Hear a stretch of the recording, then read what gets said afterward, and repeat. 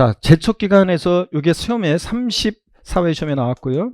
자, 그 다음에 무조건 나온다고 했었는데 소멸시효가 또 35회 또 나왔어요. 그래서 이 소멸 부분에서 나올 만한 게 이제 다 나왔기 때문에 36개 시험에서 또 소멸해서 나올 가능성은 이제 그렇게 낮습니다. 굉장히 낮았다. 그래서 그냥 편하게 한번 요거 보도록 합니다. 지금부터는 이제 좀 편하게 보세요 한번.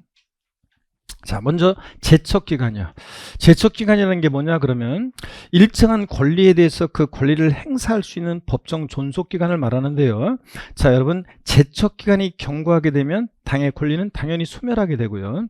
제척기간이라는 것은 법률관계를 조속히 종결짓는 데 목적이 있기 때문에 법적 안정성을 위한 거예요. 이런 거 안 두면 뭐 30년 전 20년 전 막 들먹거리면 안 되잖아요. 자, 그렇기 때문에 그 기간의 진행 중에 여기 보세요. 소멸시효 같은 중단이나 정지나 중단이 적용되지 않는다. 그래서 여러분 여기를 보세요. 이 제척기간에는 소멸시효 같은 중단과 정지도 없다는 걸 꼭 알아둡니다. 자, 그러면 제척기간이라는 거 일정 기간 동안 행사하지 않으면 이제 더 이상 세금을 부과할 수 없도록 하는데, 이 제척기간의 기산일은 언제부터 10년, 7년 이렇게 되느냐 그러면, 자, 신고 납부하는 세금은 신고기한의 다음 날부터 이제 뭐 10년, 7년, 5년 이런 식으로.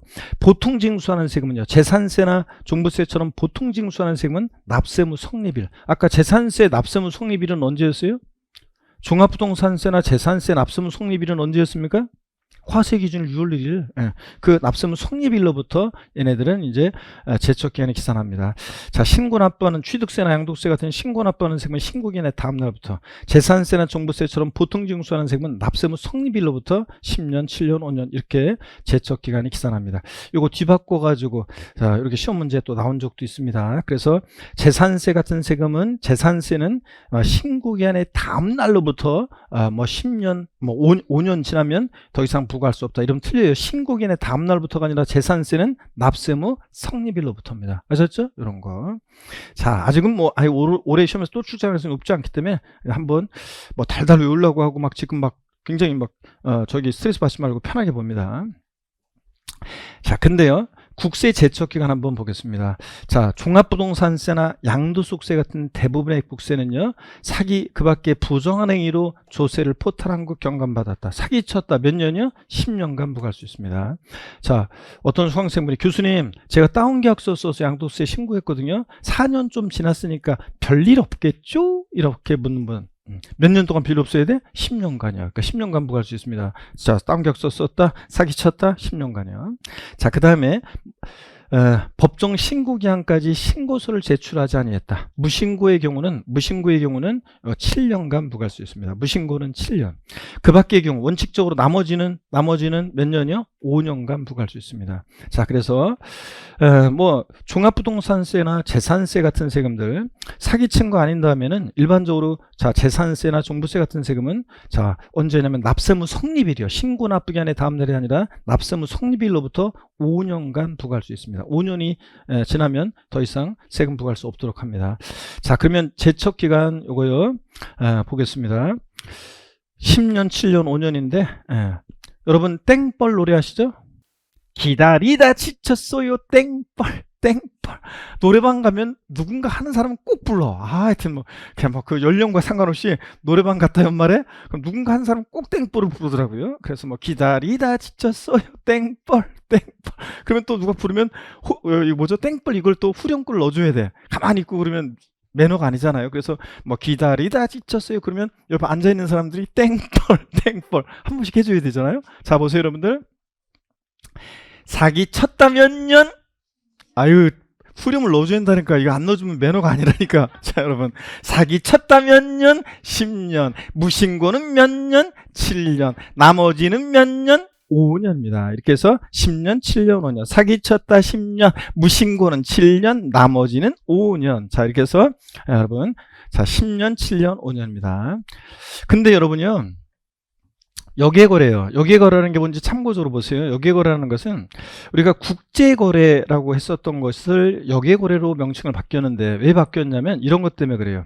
요즘 글로벌한 시대다 보니까 우리나라에서 우리나라 사람들끼리 해외에 있는 자산을 거래, 그럼 이거는 국제 거래인지 국내 거래인지 헷갈리잖아요. 그런 것까지 포괄하기 위해서 예전에는 국제 거래였다가 요거 몇 년 전부터는 이제 역외 거래로 바뀌었어요. 이건 참고입니다. 역외 거래는 기간이 길어요. 사기쳤다 15년, 무신고 10년, 나머지는 7년인데, 자, 어떤 순간에 이건 참고고 10년, 7년, 5년 이걸 기억하시면 됩니다. 종합부동산세, 양도세 같은 애들.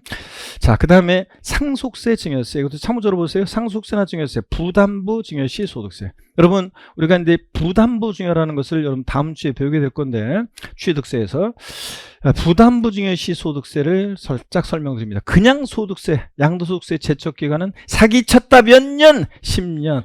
무신고는 몇 년? 7년. 나머지는 몇 년? 5년. 이건데, 그냥 소득세가 아니라 부담부 증여시 소득세는 자, 기간이 증여세 규정을 따라 가지고 15년, 15년, 10년인데요. 이게 어떤 거냐면 부담부 증여가 우리 나중에 자세히 배울 건데, 시가 5억 상당의 어떤 부동산을 갑이란 사람이 을한테 증여합니다.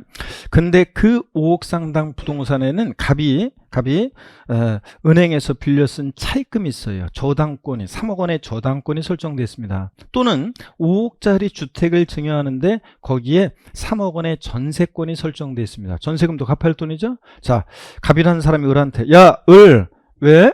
아, 내가 너한테 시가 5억 상당의 부동산을 주려고 하는데, 증여하려고 하는데 너 받을래? 야, 그래? 근데 내가 그 부동산을 담보로 은행에서 3억 원 빌려 쓴 거 있어. 그건 네가 좀 갚아줘야 되는데, 아이 진짜 얘가 정말 알았어, 내가 알아서 갚을게. 자, 알았어, 내가 알아서 갚을게. 그 말은 수증자가 채무를, 증여자가 갚아야 할 돈, 그 채무를 인수하기로 했다, 그런 얘기입니다. 그럴 때, 자, 증여자와 수증자가 내야 될 세금을, 관계를 이제 우리가 나중에 배우게 되는데, 이때 증여자는요, 이 채무 인수액, 수증자가 인수하는 채무액 상당액 3억 부분에 대해서 양도소득세를 계산해서 납부함을 지게 됩니다. 왜 그러냐면, 자, 자신이 갚아야 할 돈 3억 원을 수증자가 대신 갚아주니까 증여자는 3억 원만큼 채무를 면하게 되는 대가를 받고 부동산 이전해가지고 사실상 유상 이전이라고 그래서 증여자한테 양도소득세가 부과돼요. 그럴 때 부담부 증여에 따른 소득세의 경우에는 자, 증여세 규정을 따라서 사기쳤다 몇 년? 15년. 무신고는 몇 년? 15년. 나머지는 몇 년? 10년. 이런 식으로 됩니다. 참고적으로 한번 보시고요. 시험 10년, 7년, 5년 이건 뭐 시험에 이미 나왔고요. 지방세 제척 기간이 좀 복잡해요. 지방세도요, 사기쳤다 그러면 지방세도 사기쳤다, 사기나 그 밖에 부정행위로 지방세를 포탈하거나 환급 경고받았다. 지방세도 사기쳤다면 몇 년? 10년입니다. 취득세나 뭐 재산세나 이런 것들 사기치면 10년인데, 다만 납세자가 법정 신고 기한까지 신고서를 제출하지 않았다. 무신고는요 7년이에요. 무신고 7년이에요. 근데 다만 예외가 있어요. 다만 다음에 따른 식으로서 법정 신고 기한까지 신고서를 제출하지 않은 경우 10년 그래가지고요. 무신고긴 무신고인데 여기 보세요. 상속 또는 증여를 원인으로 취득한 경우로서, 자, 그러니까 어떤 사항과 결합해서 무신고요. 신고기한 내 신고서를 제출하지 않았어요. 무신고긴 무신고인데 상속이나 증여를 원인으로 취득한 경우인데 무신고. 즉 어떤 사항과 결합해서 무신고는 10년이거든요. 여러분, 어떤 수강생분이 아니 상속증여면 15년 아닌가요? 아니에요, 여러분들. 아까 상속세 증여세는 국세, 그 상속세 증여세고, 이거는 상속이나 증여로 취득했을 때 지방세인 취득세 같은 걸 말하는 거예요. 여러분, 우리 오늘 이제 이따 배울 건데 아니 상속 증여받았을 때요, 상속세 증여세 냈으면 됐지, 아니 취득세를 또 내요? 이런 분이 계시는데, 상속세 증여세는 국세고 얘는 부의 대물림을 막기 위해서 부과하는 그런 취지로 부과하는 세금이고, 취득세하고는 전혀 과세 목적 자체가 다르고 얘는 지방세고, 그래서 상속세 증여세를 냈든 안 냈든 상관없이 상속 증여받은 물건이 취득세 대상에 해당하면 취득세가 부과됩니다. 그래서 요거는 그런 거예요. 자, 그냥 취득세를 신고기한 내에 신고하지 않았어요? 그러면 7년이에요. 근데 상속이나 증여로 취득한 경우인데 취득세를 신고하지 않았다. 그럴 때 몇 년이요? 그때는 10년입니다. 10년. 그때는 10년이에요.